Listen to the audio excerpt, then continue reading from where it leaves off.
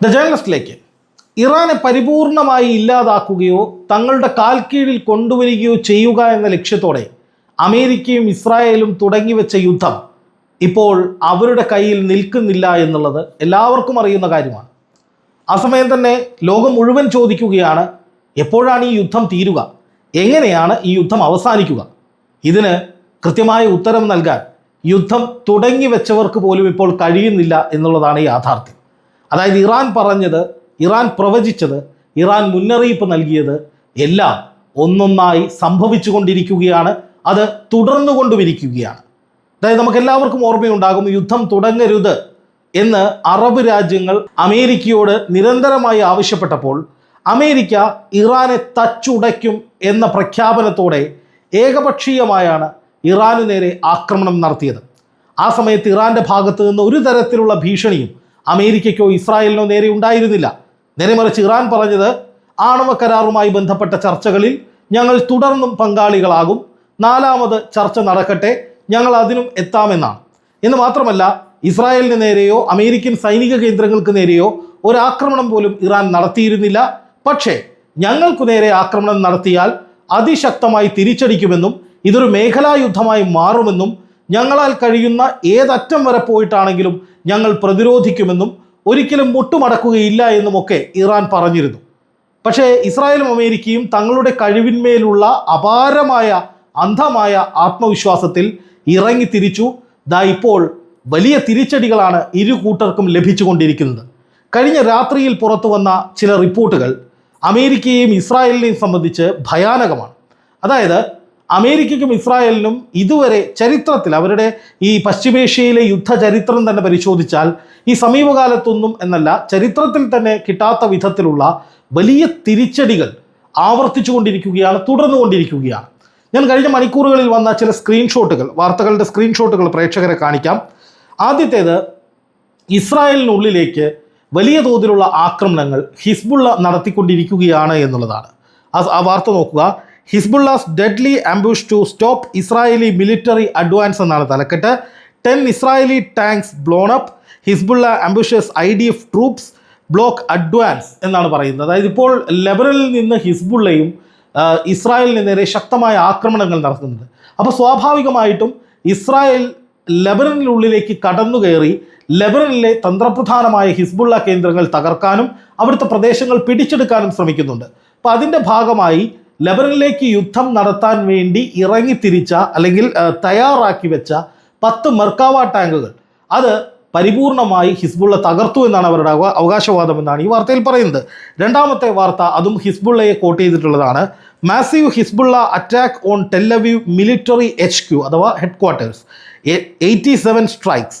Tel Aviv military HQ attacked, 87 strikes, 21 Merkava tanks. Hezbollah strikes deep into Israel എന്നാണ് ഇതിൽ പറയുന്നത്. അതായത് ഇസ്രായേലിൻ്റെ തന്ത്രപ്രധാനമായ കേന്ദ്രങ്ങൾക്കുള്ളിലേക്ക് അല്ലെങ്കിൽ ഇസ്രായേലിൻ്റെ ആഴങ്ങളിലേക്ക് ഇറങ്ങിച്ചെന്നുകൊണ്ടുള്ള ശക്തമായ ആക്രമണം ഹിസ്ബുള്ള നടത്തിക്കൊണ്ടിരിക്കുകയാണ്. നോക്കുക, ഒരു വശത്ത് ഇറാൻ്റെ ഭാഗത്ത് നിന്ന് ഹൈഫയിലേക്കും ജെറുസലേമിലേക്കും ടെല്ലവീവിലേക്കും സെൻട്രൽ ഇസ്രായേലിലെ പല പ്രദേശങ്ങളിലേക്കും നിരന്തരമായ ആക്രമണങ്ങൾ ഇറാൻ നടത്തിക്കൊണ്ടിരിക്കുന്നുണ്ട്. അതേസമയം തന്നെയാണ് ഹിസ്ബുള്ളയുടെ ഭാഗത്ത് നിന്നും ഇത്രയും കടുത്ത ആക്രമണങ്ങൾ, അതായത് 87 ആക്രമണങ്ങൾ ഉണ്ടായി എന്നാണ് പറയുന്നത്. ഇത് മുഴുവൻ വിജയിച്ചോ ഇല്ലയോ എന്ന കാര്യത്തിൽ സംശയമുണ്ട്. അതിനെക്കുറിച്ച് കൃത്യമായി വാർത്തയിൽ പറയുന്നില്ല. പക്ഷേ 87 തുടർച്ചയായ ആക്രമണങ്ങൾ ഹിസ്ബുള്ള നടത്തിയെന്നും 21 മെർക്കാവ ടാങ്കുകൾ അവിടെ ലക്ഷ്യമിട്ടുവെന്നും. ഇത് വ്യോമാക്രമണമാണ് കേട്ടോ. ഇത് ആദ്യം നടന്ന ഒരു വ്യോമാക്രമണത്തിന്റെ കണക്കാണ്. അതിനുശേഷമാണ് 10 മെർക്കാവ ടാങ്കുകളുടെ അടുത്ത കണക്ക് വരുന്നത്. ഇത് ആദ്യം നടന്ന ആക്രമണമാണ്. ഈ ആക്രമണത്തിൽ പറയുന്നത് ഏതാണ്ട് 11ഓളം മിസൈലുകൾ ഒരൊറ്റ ശ്രേണിയിൽ തന്നെ ഇസ്രായേലിനുള്ളിലേക്ക് വീണു എന്നാണ് ഈ വാർത്തയിൽ പറയുന്ന പ്രധാനപ്പെട്ട കാര്യം. അതായത് ഇസ്രായേലിനുള്ളിൽ വ്യാപകമായ നാശനഷ്ടങ്ങൾ തുടർന്നുകൊണ്ടിരിക്കുകയാണ്. ഇസ്രായേൽ പ്രധാനമന്ത്രി ബെഞ്ചമിൻ നെതന്യാഹു ഈ യുദ്ധം എത്രയും പെട്ടെന്ന് തീരും, ഇറാൻ വളരെ സിമ്പിളായിട്ടുള്ള ഒരു ടാർഗറ്റാണ് എന്ന് പറഞ്ഞിട്ട് ഇപ്പോൾ ഏതാണ്ട് ഒരു 1.5 ആഴ്ചയായിട്ടുണ്ട്. അപ്പോഴും ഇസ്രായേലിന് ഇറാനെ പരിപൂർണമായി ഇല്ലാതാക്കാൻ കഴിഞ്ഞിട്ടില്ല.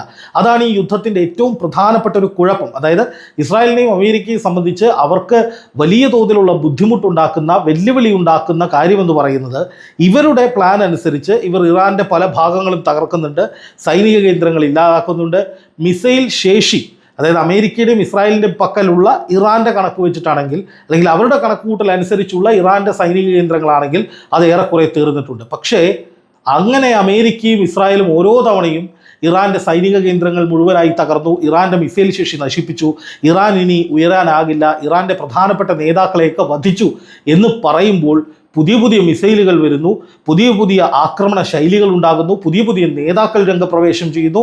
ഒരു തരത്തിലും ഒരു യുദ്ധം നിർത്തി, അതായത് യുദ്ധത്തിൽ ഞങ്ങൾ മേൽക്കൈ നേടി, ഞങ്ങൾ യുദ്ധത്തിൽ വിജയിച്ചു, അതുകൊണ്ട് ഞങ്ങൾ യുദ്ധം നിർത്തുന്നു എന്ന് പറയാൻ അമേരിക്കയ്ക്കോ ഇസ്രായേലിനോ കഴിയുന്നില്ല. ഇനി അങ്ങനെ പറയാനായി അവർ തുടങ്ങുമ്പോഴേക്കും ഇറാൻ ശക്തമായി ആക്രമിച്ച് ഞങ്ങൾക്കൊന്നും സംഭവിച്ചിട്ടില്ല എന്ന പ്രതീതി ലോകത്തിന് കൊടുക്കുകയാണ്. അപ്പോൾ ഈ യുദ്ധത്തിൻ്റെ മേൽക്കൈ എന്ന് പറയുന്നത് ഇറാൻ്റെ പക്കലേക്ക് വരുന്നു എന്നുള്ളതാണ് ട്രംപിനെ സംബന്ധിച്ച്, അല്ലെങ്കിൽ നെതന്യാഹുവിനെ സംബന്ധിച്ച് ഏറ്റവും അധികം കുഴപ്പമുണ്ടാക്കുന്ന ഘടകം.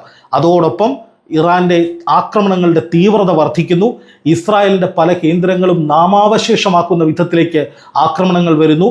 കടുത്ത സെൻസർഷിപ്പ് ഉള്ളതുകൊണ്ട് ഇസ്രായേലിൽ നിന്ന് കൂടുതൽ വിവരങ്ങൾ, അതായത് വീഡിയോകൾ അടക്കമുള്ള കാര്യങ്ങൾ പുറത്തേക്ക് വരുന്നില്ല.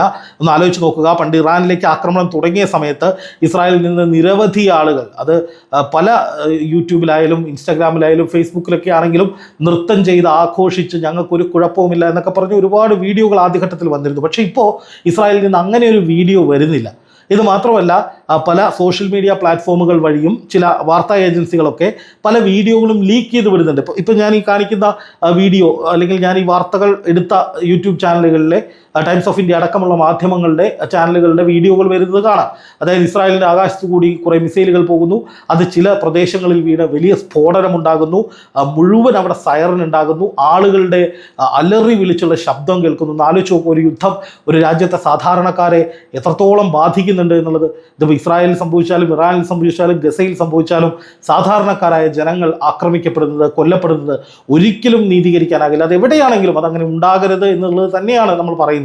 പക്ഷേ ഏതെങ്കിലും ഒരു ഭാഗത്ത് എന്തെങ്കിലും ഉണ്ടാകുമ്പോൾ അത് വലിയ സംഭവവും, മറ്റൊരിടത്ത് സംഭവിക്കുമ്പോൾ അത് അങ്ങനെയല്ല, അത് ചെയ്യാൻ പാടില്ല എന്ന് പറയുകയല്ല. മൊത്തത്തിൽ യുദ്ധം എന്നുള്ളത് ഒരിക്കലും ഒരു സമാധാനം കൊണ്ടുവരികയോ ഏതെങ്കിലും തരത്തിൽ ആർക്കെങ്കിലും ഗുണകരമാകുന്ന, അല്ലെങ്കിൽ ഏതെങ്കിലും ഒരു രാജ്യത്തിന് അല്ലെങ്കിൽ ഏതെങ്കിലും ഒരു വിഷയത്തിൽ ഗുണകരമായ അനുകൂലമായ ഒരു സമീപനം കൊണ്ടുവരികയോ ചെയ്യില്ല. ഇനി മറ്റൊരു വാർത്ത കാണിച്ചു തരാം.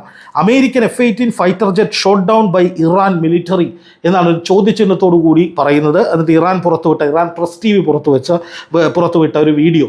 അതായത് F-18 അമേരിക്കയുടെ ഏറ്റവും മുന്നണി പോരാളിയായിട്ടുള്ള, അവരുടെ ഏറ്റവും പ്രധാനപ്പെട്ട യുദ്ധത്തിൻ്റെ നെടുനായകത്വം വഹിക്കുന്ന ഒരു വിമാനം എന്ന് വേണമെങ്കിൽ F-18 പറയാം. F-18, F-36, F-35 എന്നൊക്കെ പറയുന്ന അത്യാധുനിക പോർ വിമാനങ്ങൾ അമേരിക്കയ്ക്കുണ്ട്. ഇതൊക്കെയാണ് അവരുടെ യുദ്ധത്തിലെ ഏറ്റവും വലിയ മുതൽക്കൂട്ട്. ഇറാനെ സംബന്ധിച്ച് ഇറാനും മിസൈലുകളുടെ ശ്രേണിയും ഡ്രോണുകളുടെ ശ്രേണിയുമാണ് ഏറ്റവും കൂടുതലുള്ളത്. അവരതിലെ വൈവിധ്യങ്ങളിലാണ് ഏറ്റവും അധികം മികവ് പുലർത്തുകയും അതുപയോഗിച്ചിട്ടാണ് അവർ ആക്രമിക്കുകയും ചെയ്യുക. പക്ഷേ അമേരിക്കയെ സംബന്ധിച്ച്, ഇസ്രായേലിനെ സംബന്ധിച്ച് അവർക്ക് ഫൈറ്റർ ജെറ്റുകളുടെ ബാഹുല്യമാണ്. ഫൈറ്റർ ജെറ്റുകൾ പല രൂപത്തിൽ പല തരത്തിലുള്ള ഫൈറ്റർ ജെറ്റുകളുണ്ട്. അത്യാധുനികമായി മിസൈലുകളുടെ കണ്ണ് വെട്ടിച്ച് പറക്കാൻ കഴിയുന്ന വിമാനങ്ങളുണ്ട്. അതുപോലെ തന്നെ 2 എഞ്ചിനുകൾ വെച്ച പോർമുഖങ്ങളുള്ള വിമാനങ്ങളുണ്ട്. ഒരേ സമയം പലയിടങ്ങൾ ആക്രമിക്കാൻ കഴിയുന്ന അങ്ങനെ അമേരിക്കയുടെ പോർ വിമാനങ്ങൾ എന്ന് പറയുന്നത് വളരെയധികം യുദ്ധമുഖങ്ങളിൽ മുന്നണി പോരാളികളായിട്ട് നിൽക്കുന്നവരാണ് ഈ അമേരിക്കയുടെ ഫൈറ്റർ ജെറ്റുകൾ. അതുപോലും തുടർച്ചയായി തകർക്കപ്പെടുകയാണ്. കഴിഞ്ഞ ആഴ്ചയാണ് F-35 വിമാനം തകർത്തു എന്ന് ഇറാൻ അവകാശപ്പെട്ടത്. അപ്പോൾ അതിൽ ഈ F-18 വിമാനം തകർന്നു വീഴുന്നതിൻ്റെ ദൃശ്യങ്ങളടക്കം ഇറാൻ പ്രസ് TV പുറത്തുവിടുന്നുണ്ട്. അതായത് ആക്രമണം നടത്തുന്ന, അല്ലെങ്കിൽ അതിനുശേഷം ഒരു വിമാനം വീഴുന്ന, അതിൻ്റെയൊക്കെ പല ദൃശ്യങ്ങളും ഇപ്പോൾ ഇതോടകം പുറത്തു വന്നു കഴിഞ്ഞു. ഇത് മാത്രമല്ല, USS എബ്രഹാം ലിങ്കൺ എന്ന് പറയുന്ന അമേരിക്കയുടെ പടക്കപ്പലിന് നേരെ ആക്രമണം നടത്തി എന്നുള്ള കാര്യവും ഇറാൻ ഇപ്പോൾ അവകാശപ്പെടുന്നുണ്ട്. അങ്ങോട്ടേക്ക് മിസൈൽ അയക്കുന്നതിൻ്റെ ചില ദൃശ്യങ്ങൾ പുറത്തു വന്നിട്ടുണ്ട്. അമേരിക്ക അത് നിഷേധിക്കുന്നുണ്ട് എങ്കിലും ഇറാൻ പറയുന്നത് ഞങ്ങൾ അമേരിക്കയുടെ തന്ത്രപ്രധാനമായ കേന്ദ്രങ്ങൾ ആക്രമിച്ചുകൊണ്ടേയിരിക്കുകയാണ്, അവരുടെ സൈനിക ശേഷി തകർത്തുകൊണ്ടേയിരിക്കുകയാണ്. ഇത് അമേരിക്കയ്ക്ക് വലിയ പ്രഹരമാണ്. യുദ്ധത്തിൽ ഇറാൻ മേൽക്കൈ നേടുകയാണ് എന്ന് ഇറാൻ നിരന്തരം പറഞ്ഞുകൊണ്ടിരിക്കുക. മറുവശത്ത് അമേരിക്കയും ഇസ്രായേലും ഇറാൻ തകർന്നു, ഇറാൻ തീർന്നു, ഇറാനിന് രക്ഷയില്ല, ഇറാനിന് മുന്നോട്ട് പോകാൻ കഴിയില്ല, ഇറാൻ്റെ സൈനിക ശേഷി പരിപൂർണമായി ഇല്ലാതായി, ഇറാൻ ഏത് നിമിഷവും തകരും, ഞങ്ങളുടെ ആളുകൾ അവിടെ ഭരിക്കും എന്നൊക്കെ നിരന്തരമായി പറയുമ്പോഴും ഇറാൻ അതൊന്നും സമ്മതിച്ചു കൊടുക്കുന്നില്ല. ഈ യുദ്ധത്തിൻ്റെ മേൽക്കൈ ഏറ്റെടുത്തുകൊണ്ട് ഞങ്ങൾ വിചാരിച്ചാൽ മാത്രമേ ഈ യുദ്ധം അവസാനിക്കൂ എന്ന പ്രതീതി ലോകത്തിന് കൊടുത്തുകൊണ്ട് ഇറാൻ നിരന്തരമായി ആക്രമിക്കുകയാണ്. ഇതാണ് ഇപ്പോൾ അമേരിക്കയ്ക്കും ഇസ്രായേലിനും തലവേദനയായിരിക്കുന്നത്. ഇപ്പോൾ ഒരു താൽക്കാലിക വെടിനിർത്തൽ പ്രഖ്യാപിച്ചു 5 ദിവസത്തെ, അതിനുശേഷം ഏതെങ്കിലും തരത്തിലുള്ള ഒരു യുദ്ധവിരാമത്തിനുള്ള സാധ്യതയുണ്ടോ എന്ന് പാകിസ്ഥാൻ വഴിയൊക്കെ ചില നിർദ്ദേശങ്ങൾ അമേരിക്ക കൊടുത്തയച്ചെങ്കിലും ഇതൊന്നും അനുവദിക്കില്ല എന്ന് ഇറാൻ പറയുമ്പോൾ ഇനി യുദ്ധം ചെയ്യുകയല്ലാതെ ഒരു പോംവഴിയുമില്ല അമേരിക്കയ്ക്ക്.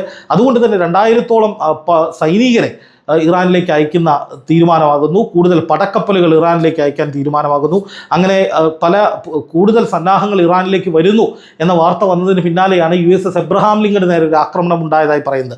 USS ജെറാൾഡ് ഫോർഡ് എന്ന് പറയുന്ന അവരുടെ ഏറ്റവും വലിയൊരു പടക്കപ്പൽ ഇതിനിടയിൽ തീ പിടിച്ച് തിരികെ ഷെഡിൽ കൊണ്ടുപോയിരുന്നു. അത് ഇറാൻ്റെ ആക്രമണം കൊണ്ടാണെന്നും പറയുന്നു. അമേരിക്ക പറയുന്നു അല്ല, യന്ത്ര തകരാറ്, മറ്റെന്തോ ഒരു തകരാറ് കൊണ്ടാണെന്നും പറയുന്നു. എന്തായാലും അമേരിക്കയുടെ കപ്പലുകൾ ഇത്രയും കാലമായിട്ടും കാര്യമായ ഒരു മുന്നേറ്റം മേഖലയിൽ ഉണ്ടാക്കാൻ കഴിഞ്ഞിട്ടില്ല. അത് ഇറാനെ പേടിച്ചിട്ടാണെന്നും പറയപ്പെടുന്നുണ്ട്. എന്തായാലും അതൊക്കെ കളത്തിലിറക്കി യുദ്ധം ചെയ്ത് ഞങ്ങൾ ജയിച്ചു എന്ന് പ്രഖ്യാപിക്കാതെ ഇനി മാനം മര്യാദയ്ക്ക് ട്രംപിനും സംഘത്തിനും പിന്തിരിയാൻ പറ്റില്ല.